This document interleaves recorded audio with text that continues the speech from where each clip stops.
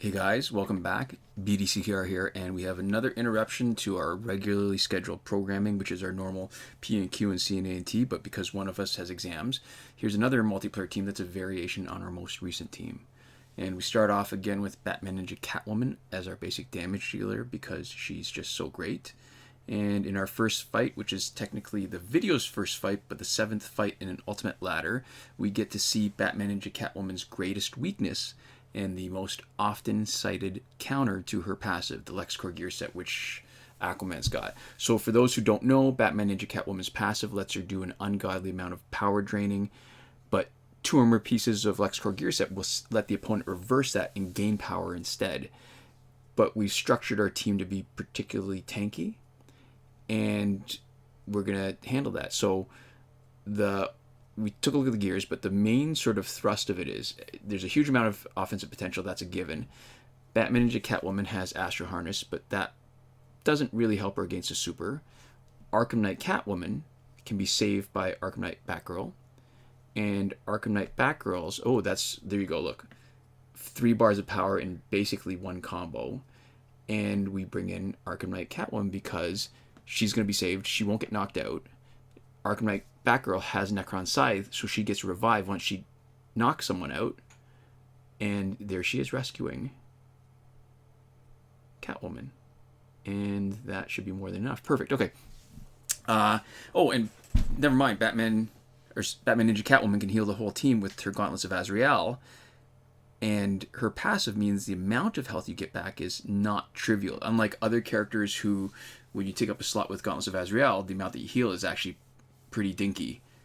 It's not in her. So let's start complete ultimate, and we're going to talk a little bit in more detail about why this team is so good and how it's geared and why it works.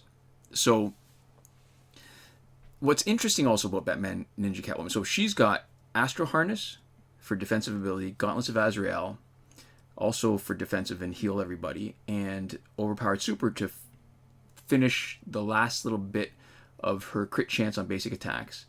And actually, I should mention, so this next fight with Raven is going to be a great demonstration of why her loadout works so well against Raven's health swap. And I think because Astro Harness means that the opposing character is really close to you when they're hitting you, but they're missing, you get to interrupt their combo. And when you are closer to them, you can actually trigger the combo ender more often. So it seems like that's what's actually happening. So that one didn't trigger, this one did. And health swap, but we've still got a good chunk of health left after. And we still got her first invulnerability because she does a huge amount of basic damage. And we've triggered her health swap twice. And we're not in any kind of danger. Alright, so as far as the Overpowered Super goes, that's the most important thing is the 50% crit chance on basic attacks, combined with her maximum augmentation, means she gets basically 100%. And the other combo ender passive abilities are interesting, but they're not necessary given just how powerful her passive is. And so if Batman Ninja Catwoman is the same as our last video, what's different? Instead of Teen Titans Raven, we have Arkham Knight Catwoman as our special specialist, and instead of Wonder Woman 600, we have Arkham Knight Batgirl as our support card. Although technically she's really only supporting Arkham Knight Catwoman and not Batman Ninja Catwoman. Batman Ninja Catwoman gets no benefit from that.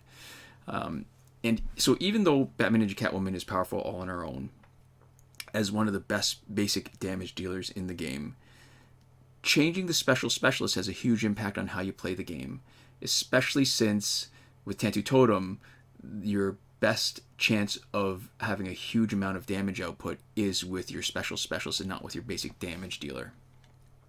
And so we're going to come back to, in this team, we've got damage over time. Damage over time in general is fun. Bleeding damage over time is even better because how you can stack it and do even more damage with other hits while bleed is active. And so Arkham Knight Batgirl supports her in 2 ways. She can save Arkham Knight Catwoman once, and she also increases Arkham Knight Catwoman's damage over time because that's part of Arkham Knight Catwoman's passive, which is she'll do more damage over time with more Arkham Knight teammates. So I mentioned that Tantu Totem, Master's Death Cart are sort of the if you have them, they're required for your special specialist, right? And we have them on Arkham Knight Catwoman, but we also have Quake Engine. A lot of times with our special specialist, we'll have a power generating gear as our third gear to get to the second bar more consistently, but in this case, you don't need it. Arkham Knight Catwoman can not only do a tap combo on tag in, but it seems like more than half the time, almost every time, she gets a combo ender right at the first tag in tap combo, and she gets her full 2 bars. We saw in the previous fight, her special 2 can often be enough to knock out the first opponent, but if you think that she can't, you can always just stack a couple of bleeds and then move on to the next part of your strategy, next part of the fight. If we can see this, hopefully we're going to get a fight in the next series.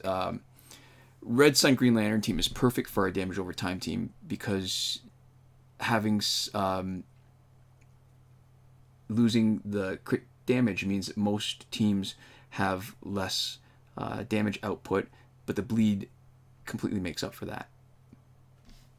I think I mentioned Batman Ninja Catwoman's loadout. Alright, so Arkham Knight Batgirl's loadout is Necron Scythe for the boosted stun damage, and we picked that over Cloak of Destiny because it's got the revive, and because she doesn't need Cloak's tag and stun since we're relying on her special 1 first hit to stun. She's got League of Assassins Knives for splash damage on special 1 and power gen boost. And we've got Heart of Darkness for really just the power gen boost.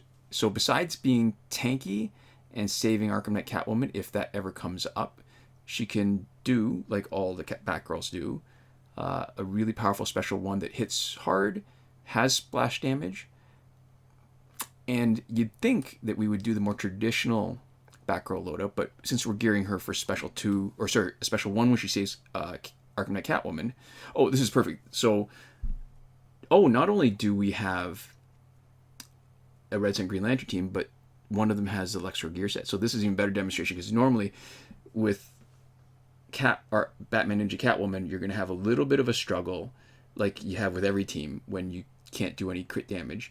And it's going to be even worse when you're reversing the power drain and you're giving your LexCorp opponent lots of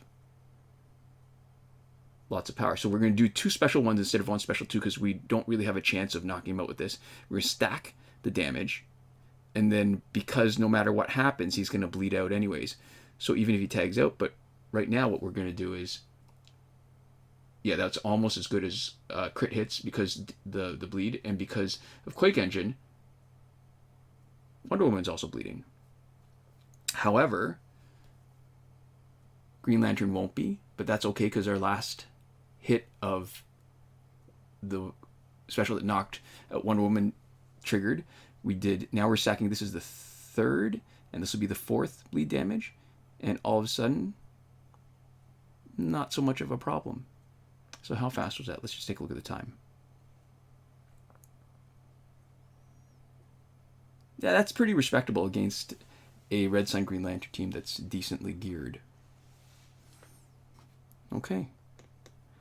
So what else is there to say about this team? Oh, so one thing, if you're going to be tagging Batman Ninja Catwoman against their first opponent with Astro Harness, what you want to do is don't tag her in immediately. You want to maybe wait half a beat, fraction of a second, so that when you tag her in, you're guaranteed to still be invulnerable when they lose their invulnerability, so you have the chance to drain their power. When their invulnerability drops, you still have yours, and you can do a couple of basic hits to take away whatever special they were going to do.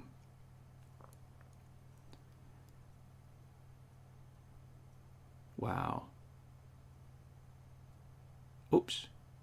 Okay, and so this is one of the times where you see the benefit of having all 3 characters with large offensive potential and all of them being a little bit tanky.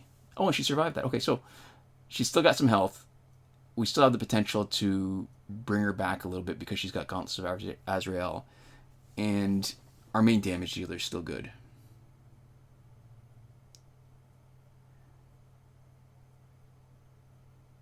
Oh, perfect. We've cracked Superman's shell like a walnut, and he's blocking this, so even though we aren't doing a lot of damage, we're going to do enough because of our damage over time. And beauty. So we've got one more fight to complete this ultimate, just to show you how good this team is. It runs through pretty quick. It's maybe not the fastest team. I think Flashpoint is still the title holder there, but all right, so this is going to be an interesting team because it's pretty strong. Nightwing's going to be tough. And Shazam in first slot is actually tough. And we do not have anybody who's got a big one-hit KO special. In this case, Arkham Knight Batgirl, the regular Batgirl would be better, but Arkham Knight Batgirl hits a bunch of times separately. So what we're going to have to do is deal with Shazam coming back, immune to being knocked out, and we're going to have to outlast him. So this is one of those cases where it might be worth just bleeding him twice, but for the sake of expediency, we're just going to try. Oh, and that's where I didn't take some of my own advice because I didn't realize Nightwing was going to be the first one tagging in. He gets the drop on me, and my invulnerability drop before his does. And you can see why he's so much tougher with the Astro Harness, because it interrupts what we can do. And another weakness, I guess, of this team is that we can't, we don't have that one-hit KO. And what we have to use our specials to bide a little bit of time when Shazam comes back in immune. All right, so this is going to be a bit of a problem. And thank you, Batgirl, for saving us. What's cool about this is she can interrupt his block. Oh, like that. He probably blocked.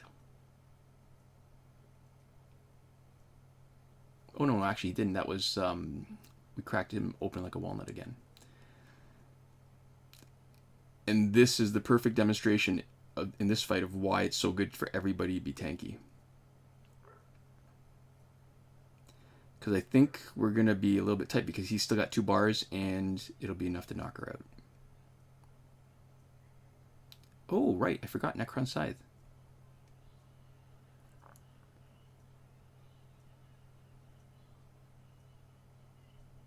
And we needed every last bit of our strategy to, drumroll please, win this fight. Okay.